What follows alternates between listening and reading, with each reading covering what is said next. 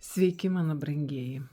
Šiandien ir vėl mano rankose stebuklingojo raganų sezonų orakulo kortos, Imbolko orakulo kortos ir vakaro korta. Tikiu, kad prisikaupė pas visus kažkokiu klausimu, rūpesčių, rūpestėlių. Ir pažiūrėkime tiesiog, ką kortos pasakys. Galite sugalvoti tiesiog kažkokį rūpimą klausimą, galite tiesiog atsipalaidavę žiūrėti kaip meditacinio pobūdžio dėlionę.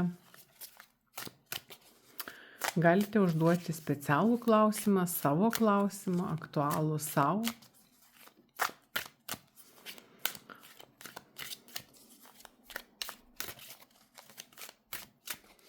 Vakaro korta.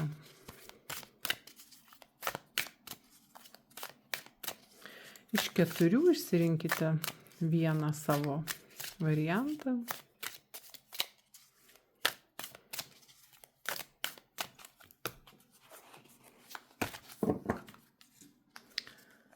Pirmoji, antroji,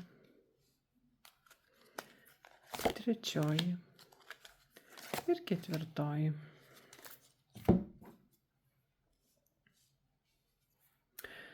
Tikiuosi, išsirinkote, jeigu kas nors nespėjate, visada galite paspausti pauzės mygtuką. Ir pradėkime nuo pirmosios taro kortos, orakulo kortos. Ir krenta urvas arba ola. Ir korta sako, kortos baltosios eilės sako, pabusk ir pripažink tiesą. Ir žinot, kortos reikšmė ir yra toksai tarsi budrumas, prabudimas arba netgi tiesos ieškojimas, tos tikrosios tiesos ieškojimas. Ir kai žinot, šita korta krenta, ji primena apie tą dieną, apie švilpiko dieną, kuri vyksta apie Imbolką. Ir aš jau buvau minėjus kažkurioj tai dėlioniai. Ir tarsi yra tokia legenda, kuri byloja, kad jei tas švilpikas išėjęs iš urvo pamatys savo šešėlį, bus dar 6 žiemos savaitės.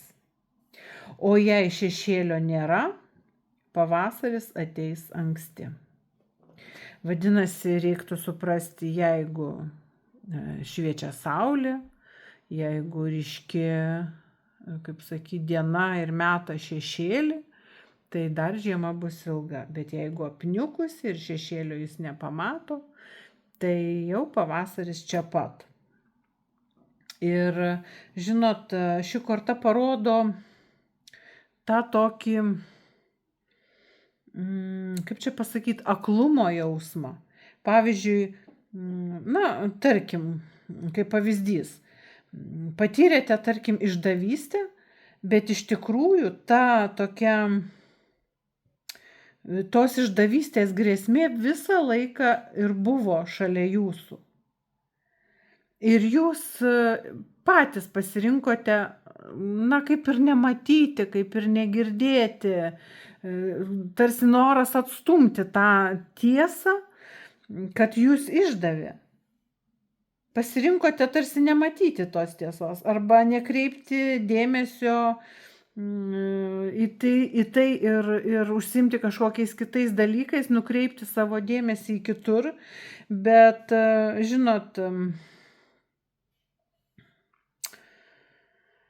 kaip čia pasakyti, bet kuriuo atveju tiesa išaiškėja ir galite pasirinkti, ar toliau, pavyzdžiui, slėptis ir nematyti to, kas yra ir taip akivaizdu.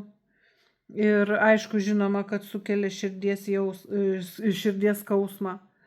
Arba galite iš karto nebesitaikstyti, išsiaiškinti ir, kaip sakyt, sudėlioti visus taškus ant i ir pereiti į daug sveikesnį ir linksmesnį etapą, nes matot, nepripažinimas to, kas yra, tas aklumo jausmas, tas nenoras matyti, jis kenkia ne tik tai ir santykiams, ir viskam, ir jum patiem, ir labiausiai ir jūsų sveikatai.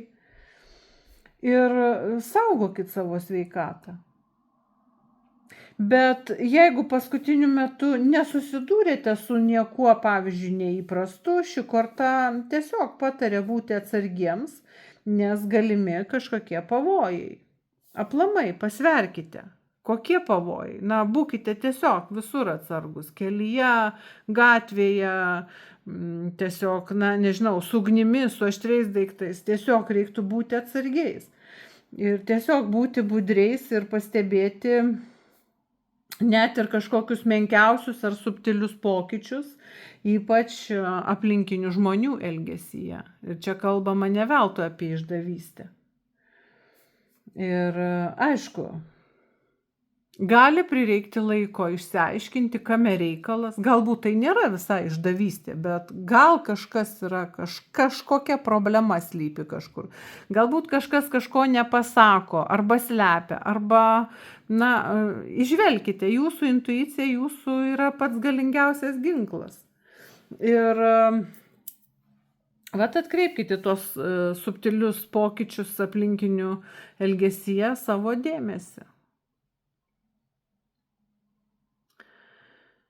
Tarsi, žinot, išlyskit iš to urvo, nebijokit, pamatykit visą pasaulį, kas aplink jūs ir saugokitės, saugokite save, saugokite savo sveikatą, saugokite savo emocinę sveikatą, nes tai apie pavojus korta. Būkite atsargus. Gerai. Antroji vakaro korta, tai yra 17 korta ir jau ne pirmą kartą šita korta krenta, matyt, aš kaip sakau, galimas dalykas, arba tos pačios mergaitės ateina žiūrėti, arba galbūt tiesiog sutapimas. Tai šita korta reiškia tamsios žiemos dienos ir vėlgi, žinot, šita korta apie tai, kad mes visi turim kažkokių savo ypatybių, kurios, na, kaip čia pasakyti, kiekvienas turim savo ydų, kiekvienas turim savo paslėptų kažkokių dalykų, arba, na, kaip čia pasakyti, turim savo tamsiąją pusę. Ir nebijoti susidraugauti su savo tą tamsiąją pusę, nebijoti pažvelgti į savo tą tamsiąją pusę. Ir nebijoti, kaip sakyti, korta kalba apie tuos savuosius demonus. Visi mes turime ir baltąją, ir tamsiąją pusės. Ir jeigu mes, kaip sakyti, rodome pasauliui tą savo šviesiąją pusę, bet patys bijome pažvelgti į tą savo šešėlinę pusę, tai nėra gerai. Ir vėlgi tas laikas, kuriuo mes čia dėliojam, na dabar jau po Imbolko keletas dienų, ar ne, tai vis tiek yra tas tamsiausias metų laikas, vis tiek dar, na ne visai tamsiausias, jau šviesėja, dienos ilgėja, bet vis tiek dar žiūrėkite ir šaltukas paspaus ir dar toksai, žinot, mažai tos saulės, mažai vitamino D ir ta nuotaika niūri.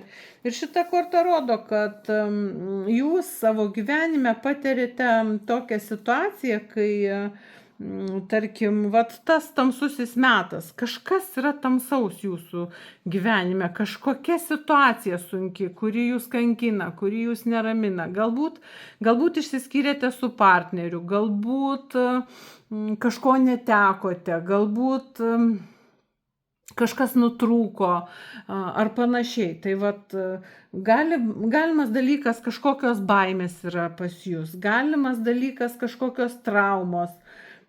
Ir visa tai kyla į jūsų emocinį paviršių ir kartais prasiveržia emocijomis. Bet žinokite, kad jos čia ne tam, kad jūs gąsdintų ir tos emocijos ir aplamai šita korta, ne tam, kad išsigastumėt ar dar kažką tai, nes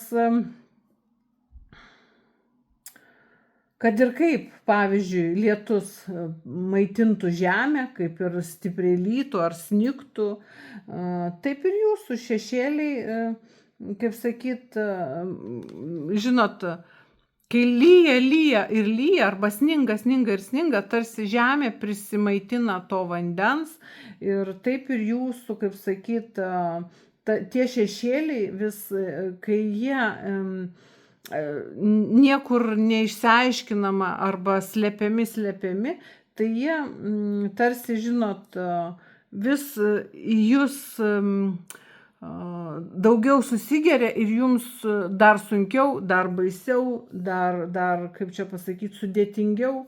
Ir tiesiog atrodo, kad jau nebegalite ištverti. Reikia arba išsisakyti, arba imti spręsti kažkokią tai, žodžiu, bėdą, problemą.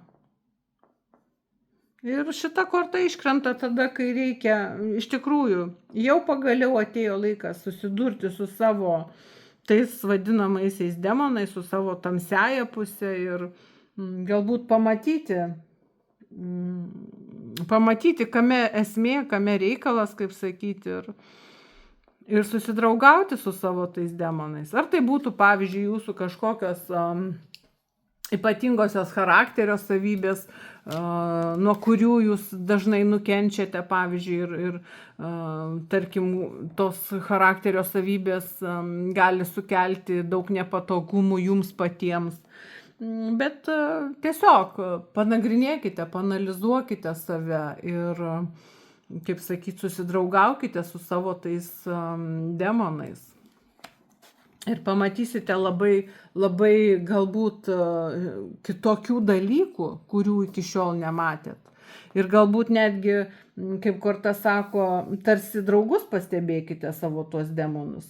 Nes savo, ta analizė, savianalizė gali jūs išmokyti būti kitokiais, gali būti, kad tapsite išmintingesni, labiau galbūt viską vertinsite per tą sąmoningumo prizmę, ar netgi tapsite patrauklesni, seksualesni. Ir žinot, dažnai būna, kad su partneriu nesutariame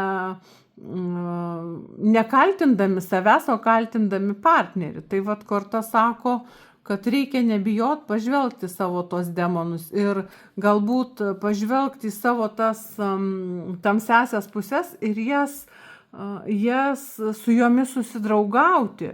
Ir nebijoti jų, ir tarkim savo tas kažkokias charakterio savybės ar savo aplamai asmenybės kažkokius niuansus išanalizuoti ir tiesiog paversti nekenkiančiais savo, o padedančiais. Pagalvokit, kaip vienokią ar kitokią savo būdo savybę galit padaryti naudingą savo. Ir žinoma, aišku, niekam nesinori ten, pavyzdžiui, patirti kažkokių skausmo akimirkų ar aplamai skausmingų momentų gyvenime. Bet, kaip sakyti, jeigu ignoruosite tuos dalykus, tai jų nepašalinsite iš savo gyvenimo. Tai kodėl neapversti visko aukštyn kojom ir tų blogybių, tos blogosios savo šešėlinės pusės, nepriversti jums tarnauti į gerąją, kad, kaip sakyti, nėra to blogo, kas neišeitų į gerą. Tai labai, labai įdomi korta, nes, žinot, kiekvienam mums iš tikrųjų labai sunku vertinti save ir tarkim, jeigu įvyksta kažkoks konfliktas ar ginčas, niekas nenori savęs kaltinti, niekas nenori pasižiūrėti į savo tamsiąją pusę, o korta skatina kaip tik pažiūrėti ir netgi priversti savo tas savybės kažkokias veikti jūsų naudą. Taip, kad įdomi korta, verčianti susimastyti. Taip, trečioji vakaro korta ir tai 36 korta. Ir matote, labai tokios gražios šluotos nupieštos kortoje ir tie visi džiovinti augalai. Na, kortos reikšmė, pavadinimas yra sakrali erdvė. Ir žinot, kiekviena raganaitė ar tiesiog moteris, ar nebūtinai moteris gal, ruošiasi ir žiemai, ir džiovina tuos, kaip sakyt, augalus ir sukuria tam tikrą savo sakralinę erdvę. Ir tas pasiruošimas, netgi tų augalų, vaistažolių džiovinimas arba, tarkim, savo šluotos surišimas, ar tai, tarkim, kažkokio altoriaus sukūrimas, ar dar kažkokios priemonės, visą tai sukuria tą sakraliąją erdvę. Ir korta kalba apie tas kasdienės užduotis, apie gal netgi discipliną gyvenime, savo kasdienybėje ir savo tos kasdienybės kontrolę arba netgi praktiškumą. Ir žinote, šventa ne visada reiškia, kad tai yra nepaprasta. Pavyzdžiui, prieš didelės ceremonijas vyksta tokie, kaip sakyt, pasiruošimai. Vat kaip ir tas, tarkim, jeigu žiemos laukiam, tas augalų džiovinimas arba, na, gal dabar, žinot, kitokių būdų yra ir šaldymas ir dar kažkoks kitoks. Bet, žinot, tarkim, ateina kažkokia šventė ir jai pasiruošti reikia be galo daug smulkių dalykų padaryti. Ir jie dažnai būna tokie nuobodūs, monotoniški, bet jie būtini padaryti.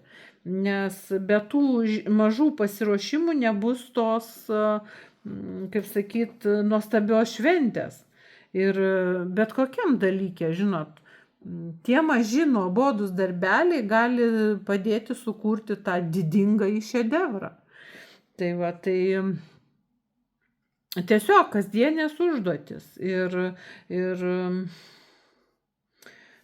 žinot, kai įdedate sunkaus darbo, tai vat tai ir yra ta magija, tas pasiruošimas, tas pasiruošimas tam, ką jūs pamatysite vėliau, kam jūs ruošiatės. Ir korta sako, kad apsvarstytumėt galimybę aplamai, pavyzdžiui,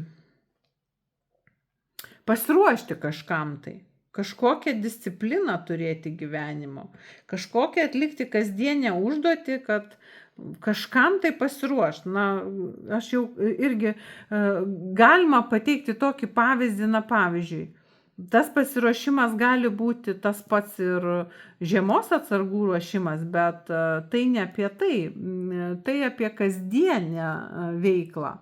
Tarkim, jūs darote darbą, kurio vaisius pamatysite žymiai vėliau. Čia panašiai kaip pinigų taupimas kažkokiam geram, kokybiškam daiktui. Ir kad nusipirktumėt gerą kokybišką daiktą, kuris nesulūš iš karto arba nenusitrins ten kažkokie tai dažai nuo kažkokio tai daikto, jis tarnaus ilgai, jis bus patvarus, jis bus ilgaamžis. Nešvaistykite pinigų, savo resursų kažkokiem laikiniem dalykam, mažmožiam kažkokiem. Aplamai, tai nebūtinai apie kažką materialaus, bet tai gali būti ir kažkokios dvasinės, kažkokie dvasiniai dalykai. Tiesiog reikia įdėti pastangų, kad pasiekti ir gauti tai, ko norite jūs, o ne, pavyzdžiui, kažkas tai arba kažkam tai naudinga. Pavyzdžiui, jūs norite naujos nuostabios suknelės, o jūsų partneris Ne, nesąmonė. Tu turi pilną spintą rūbų ir dar tau vienos suknelės trūksta, bet jums tai norisi. Ir jums norisi gražios, kokybiškos, tarkim, vardinės ar ten, tarkim, dizainerio kažkokios, bet jūs norite. Tai taupykite palaipsniui tą suknelę ir jūs ją turėsit. Atlikit tas kasdienės užduotis. Ir žinot, dėl šventos ramybės, tarkim, kitą kartą numojat ranką ar ne, nereikia man gal iš tiesų ten tos suknelės ar ten dar kažkokio eilinio papuošalo.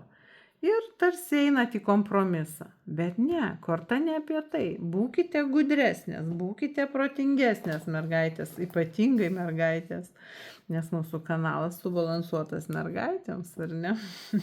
Bet vyrukai prisitaiko savo. Tai va, ir atsakingesnės, ir praktiškesnės, ir žinoma, moteriškai gudresnės. Ne visada viską reikia partneriui žinoti apie, tarkim, eilinį įsigytą lūpdažį, ar ten kažkur žinot apie...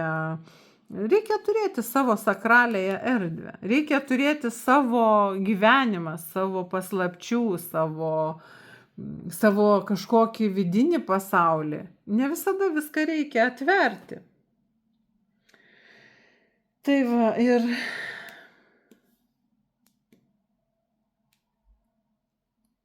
žinot, tai vat duoda tokį sėkmingą rezultatą. Paskui tarsi maloniai nustemba, kad ir pats partneris maloniai nustemba, kaip jūs sužydėjote, ar ten kažką, žinot, savo skyrėte, tarkim, poilsį, ten keletą valandų nuėjote į kažkokį ar tai grožio saloną, ar tai pas grožio specialistus apsilankėt, ar tai kažkokiame spa apsilankėt. Arba tai atliekat galbūt nuosekliai, apie kasdienės užduotis eina kalba. Ir žinot, jūs žinote, kad tarkim partneris nepritars, bet jums tai būtina, jums tai atneša ir džiaugsmą, ir kažkokį vidinį tokį pasigėrėjimą, nusiraminimą ir pagerina jūsų psichologinę būklę. Tai kodėlgi to neatlikus ir paskui galbūt net ir partneris apsidžiaugs, kaip jūs pagražėjote, kaip jūs palieknėjote, arba pavyzdžiui, kaip jūs nuostabiai atrodote. Na, supratot mintį, ar ne? Tai nebūtinai tie pavyzdžiai, kuriuos aš pateikiau, jūs galite pagal savo situaciją tai pritaikyti. Tai gali būti labai daug įvairių dalykų.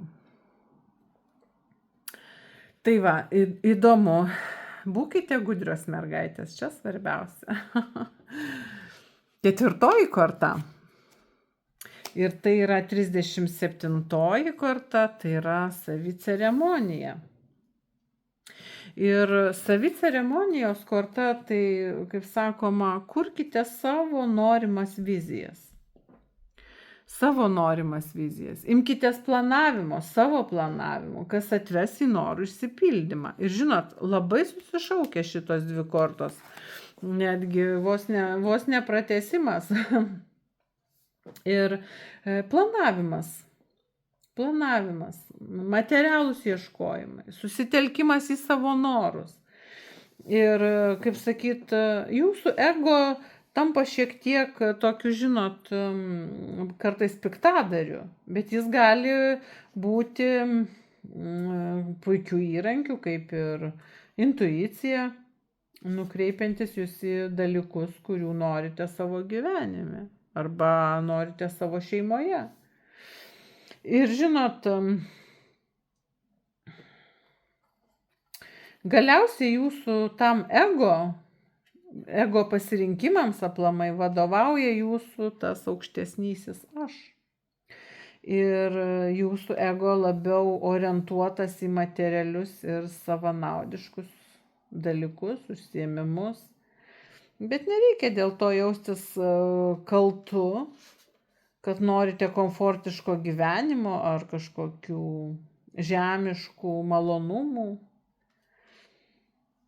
Bet už pinigus laimės, sakoma, nenusipirksi.